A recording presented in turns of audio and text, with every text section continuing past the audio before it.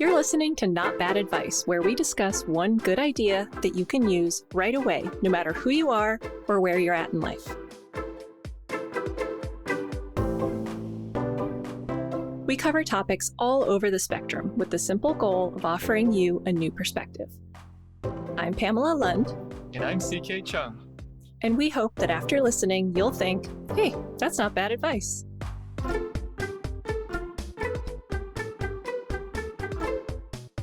So today we're talking about comfort zones. And yeah, we're going to talk about this while we're dealing with a pandemic because this isn't going to last forever. And while some things will be different on the other side, a lot won't. Most of us are eventually going to return to essentially the same life we had before. We're going to go back to the same or a similar job. We'll go back to the same habits and the same routines. We'll go back to what we know, to what's familiar, to our comfort zones. But the phrase comfort zone is kind of a misnomer. The word comfort in it makes it sound like a comfort zone is a place where you're happy, but it's not always. You can be in a comfort zone and be unhappy. You can be in a comfort zone and just be numb. Sometimes comfort zones are like that show The Good Place, where you think you're in the good place, but when you look deeper, you realize you're actually in the bad place. And most people are okay spending their lives thinking that they're in the good place and staying in their comfort zones. And that's fine for them. But a year from now, or 5 years from now, do you want to be in the same place you are right now? If not, you're going to have to get uncomfortable. In my experience, the best advice comes from people who've actually gone through what you're going through, which is great news because starting this show and putting myself out there, and especially doing the on-the-fly card readings at the end, has been super uncomfortable for me. And I know starting our other podcast, Practice with CK, was super uncomfortable for you too, CK. So we are very qualified to talk about getting uncomfortable, don't you think? Yes, I do think. I've been getting uncomfortable every weekend for the past 9 to 10 weeks. And you've been getting better at being uncomfortable. Exactly. I've been getting less and less uncomfortable, more and more uncomfortable. Perfect. But like in the good way, not in the comfort is bad way, in the comfort is good way. Exactly. In the comfort is learning and things are getting easier way. There we go. So everyone has comfort zones. We've all got the parts of our lives where we need things to kind of be status quo most of the time. And that's normal and it's necessary. And we can't push the limits everywhere all the time. It would just be exhausting. So today, what we're talking about, this isn't like a call to blow up your entire life and make everything exciting. But on the other hand, like some of you might be thinking, well, my life is already super exciting. I'm not stuck in comfort zones. Like I go skydiving or base jumping or whatever. But you can do scary things in your life and still be stagnant in important areas. And I want to make sure to say that there's absolutely no judgment here. This is not a statement on anyone's worth or value or quality of life. We all have to live our own lives and do what we have the capacity to do at the time. But we also have to realize that lives are cyclical. So maybe you are not in a place right now where you can push yourself, but you will be. So even if you're listening and you're thinking like, I'm not ready to move out of a comfort zone, you will at some point. You will have the capacity. So we're going to talk about how you can take small steps that lead to big changes. So I think there's going to be something valuable here for everyone. That's good. So first, let's talk about what happens when we're in these comfort zones that are actually making us uncomfortable, unhappy, unfulfilled, many other words that start with un.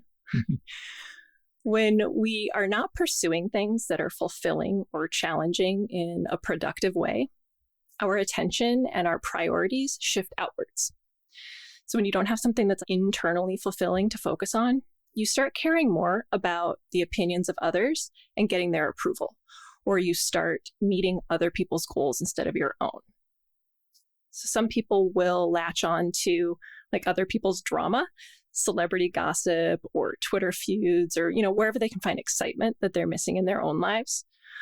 Or we see this a lot with people who like their identity starts to become overly externally influenced. So this happens with people who over-identify with a political party or any group really, you can over-identify with that group and you become less attuned to your own thoughts and opinions. You start spending your time achieving everyone else's goals. You buy what advertisers tell you to buy. You watch on TV what everyone else is watching. You care about what you're told to care about. So the less we exercise critical thinking and the less we check in with ourselves about what we really want and not what we're really told to want by society or advertising or what other external influences we have in our lives, we become detached from our actual needs and feelings, which leads to overconsumption of everything. TV, food, alcohol, everything. And I know I went through this in my life. I definitely had years where I was really disconnected from what I needed or wanted. And I would spend my weekends just like laying on the couch, watching hours and hours of shows that like I can't even remember now because they didn't matter. I think we could all relate to that somehow. I think that's what our 20s were for, right? But when we're doing that, when we're binging, we're actually out of touch with our actual needs or what we're trying not to feel, but what we actually do need to feel. So at some point you need to look around and then you're like, oh shit, like what happened to my life? And at that point you have a choice and you can keep doing what you're doing, or you can realize that it's more uncomfortable to stay where you are in that comfort zone. And honestly, most people choose to keep doing what they're doing. There's been many times in my life where I chose to stay in an unhappy comfort zone, or I made a half-assed attempt to change before giving up. I've stayed in jobs that were miserable for far too long. I don't know, CK, if you can think of instances where you were stuck in a comfort zone and didn't get out when you maybe should have. Yeah, I mean, it's easy to stay where you are. It kind of goes hand in hand with the first law of motion. What is that? That an object in motion tends to stay in motion and objects at rest tend to stay at rest. So it's a concept of inertia, basically. Sure. So if you're stuck, it's easier to stay stuck. Right. Yeah. And change is hard. It's really scary. And fear is a really, really strong emotion. You have fear of the unknown, fear of failure, fear of judgment. I could list fears for days. The list of fears is unlimited. But fear limits your imagination. It limits your ability to see what's possible. So you have to practice really being present and aware of how you're feeling rather than numbing out or focusing externally. And when you do that, it starts to become really uncomfortable to stay comfortable. Because you start to ask yourself, do I want mundane and ordinary? Do I just want to consume, or do I want to create? Do I want to be above average or maybe even great? So the way that I have found that is the easiest to start to find where you are in a comfort zone and to see where you can kind of test the water, see where you can find the edge, is to employ curiosity in your everyday life. Start asking yourself, can I do this? Or what if I tried that? So an example of this was in December. CK mentioned that he thought that I could run a trail race, and I am not a runner. Like I've always made the joke that if you see me running, you should also start running because something bad is coming. But he kind of dropped that little seed that I could do this in my head. So we tried to go to the trails just for a hike one day, and the trails were closed because of rain. So we were just going to walk around on the city streets. And I was like, well, do you think I can run a mile? Let's see. I had literally never run a mile in my life. Even in elementary school, when you're supposed to go out and do the mile run fitness test, I wouldn't run. I would walk the entire thing. I was a terribly lazy kid. But I said, let's find out. Can I run a mile? And much to my surprise, I actually did it. It was awful, but I got through it. And then it was like, okay, so you were able to do that. Can you do it again? Can you do it again? And it just became a habit where once or twice a week I would go out and say, can I do this today? And it wasn't something where I felt like a lot of pressure because I was just being curious. Can I do this today?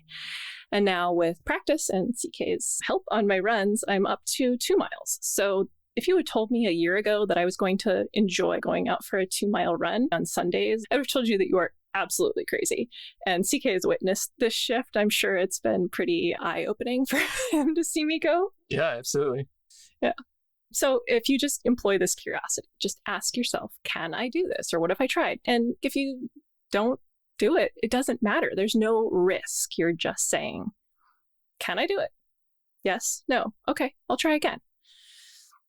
But we put a lot of fear and pressure onto making these kind of changes because when we're moving outside of our comfort zone, we're actually changing who we are at our core. We have to become a person who writes a book and deal with all of the criticism and judgment and fear if we're going to write a book. Or if you want to become a singer or get in great shape, you have to become the person who learns to sing. You have to become the person who sings. You have to become the person who goes to the gym when they have absolutely no idea what they're doing there. It doesn't actually matter what the thing is that you're trying to do. To do it, you're changing who you are. You're becoming a person who does that thing.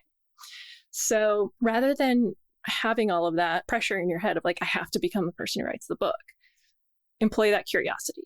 Start out with something small on day one. You don't have to become the person that runs a marathon. You start by running a mile. If you're trying to write a book, you can start by being the person who writes for 30 minutes a day, not trying to be the person who writes the book. Be the person who writes for 30 minutes a day. And trust me that just writing for 30 minutes a day is uncomfortable enough to push you to your limits if you don't already have a daily writing practice. I use this strategy for our scripted show, Equanimity, that I'm working on. And I struggled for over a year to put the time into it because it felt like such a big, overwhelming project that I didn't know how to do. I didn't know how to write a podcast about our relationship. So I was only working on it sporadically because it felt so hard. I wasn't the person who could write a scripted podcast. But then I made a commitment to working on it for 30 minutes a day. That was it, just 30 minutes a day. And I looked back, and in February, I only spent 2 hours on it. In March, I spent 7 hours on it. And then in April, with that 30-minute-a-day commitment, I spent over 14 hours writing on it and just made crazy progress just with that little commitment. And now I can see being the person that has a finished, scripted, produced podcast. That's pretty cool. That's very cool. It seems like using curiosity as the portal into the process itself is a great strategy versus just thinking about the end goal. Yeah. And being so tied up in the end result. So I like the aspect of using curiosity and asking yourself questions and using that as a conduit into getting yourself into the process. Yeah. Rather than just straight out thinking about the hard and fast end goal, which may paralyze you right from the process. And it also changes it from I have to do this right to can I do this? Exactly. Which for me is a huge change. I hate doing things that I feel like I have to do. Right. But I like being challenged. Right. So yeah, that definitely is a good shift if you're trying to do something. Yeah, exactly. It's like you're kind of experimenting on yourself. Yeah. Instead of having to accomplish something. Exactly. I like it. Cool. So once you get comfortable doing that small chunk, whatever you've committed to as, can I do X, then you need to make it a little bit more uncomfortable. So can I do Y? So if you started writing for 30 minutes a day and you get used to that and that feels like it's going really easily, then you could start writing for an hour a day. But this also doesn't have to just be for creative projects. This could be for anything that you want to change in your life. If there's another job that you want, you don't go quit your job and then hope that you can get the new job if you have no skills or training for it. You take a class. You ask someone who has the job that you have if you can intern or be their mentee or whatever. You take incremental steps and make them a little bit harder, a little bit less comfortable on a consistent basis. And before you know it, your comfort zone has expanded and you become the person that's doing the thing that you wanted to do. And it's going to be hard, but it's also going to be rewarding. And there are two phrases that my performance coach and I came up with to help me stay okay with things being hard, because that's something that I really struggle with, is when things get hard, I kind of want to pull away and quit. So the two phrases, they're very similar, but they have a little bit of different connotations. So the first one is, yes, this is hard and I can do it. So it's more of like a positive affirmation that I'm doing a hard thing, but I can. Like, I am capable of doing this hard thing. So I use that one sometimes, but my favorite one, and this one I use when we're running, I use it when I'm writing and I'm kind of like stuck. And it's just that hard things are hard.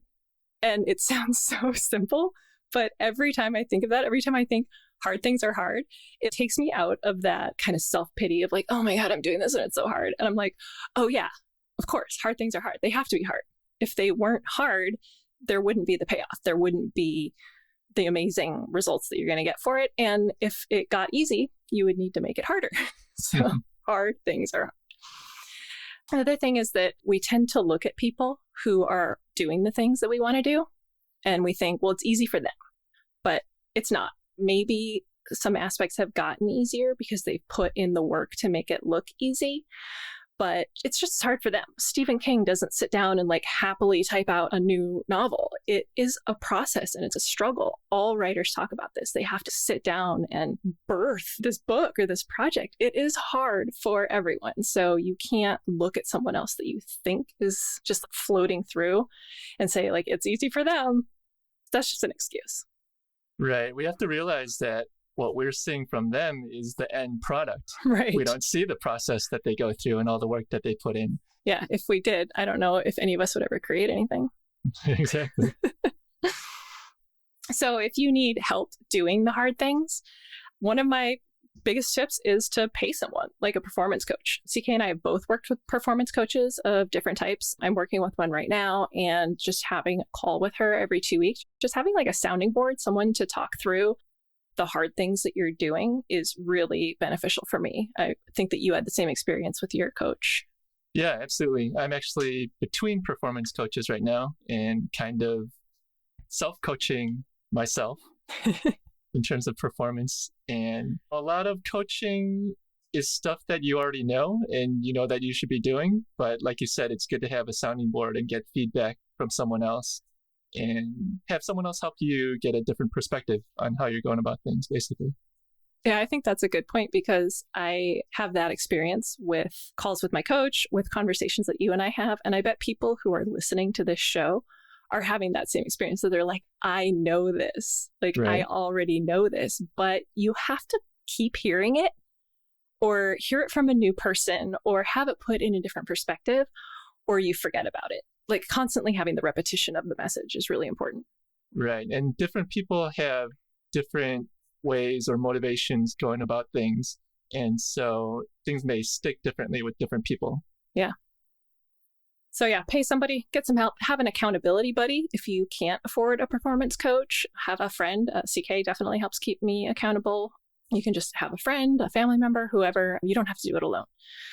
And the other thing that I want you to think is, if you try this, if you get curious, if you say, can I do this? And you don't, like, what's the worst that's going to happen?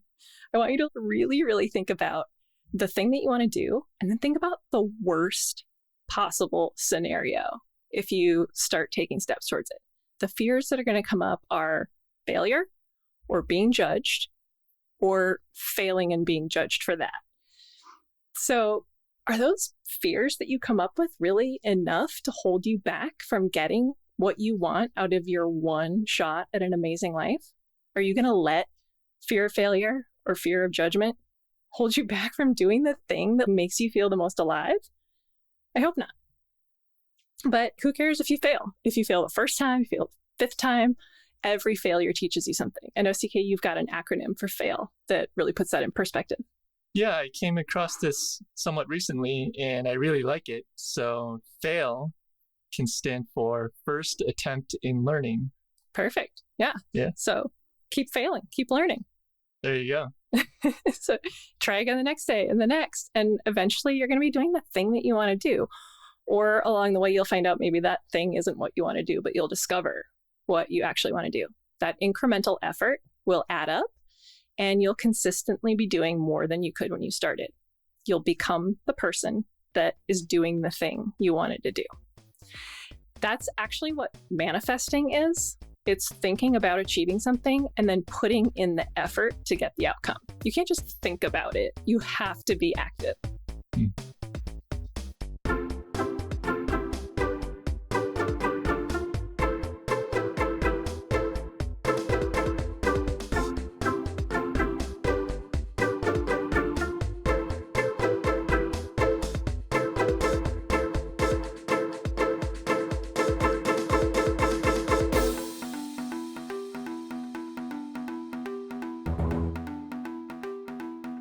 So, speaking of manifesting, let's transition to the part of the show where we get a little more intuitive with our advice.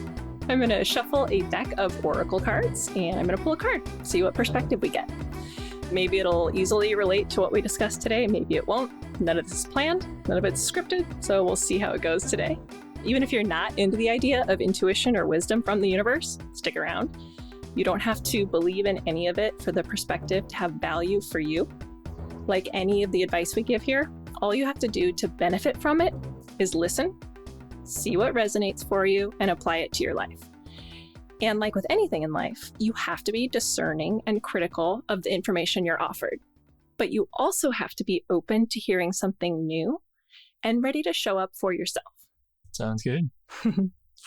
As usual, I'm using the gorgeous Nocturna Oracle deck designed by Megan at the Creeping Moon.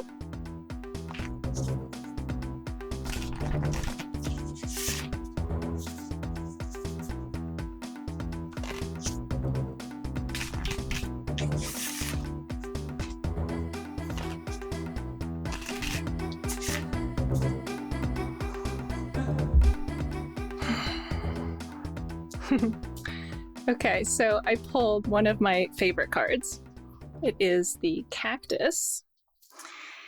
And the Cactus, for me, brings up that we have defense mechanisms that we build based on the environment that we're in.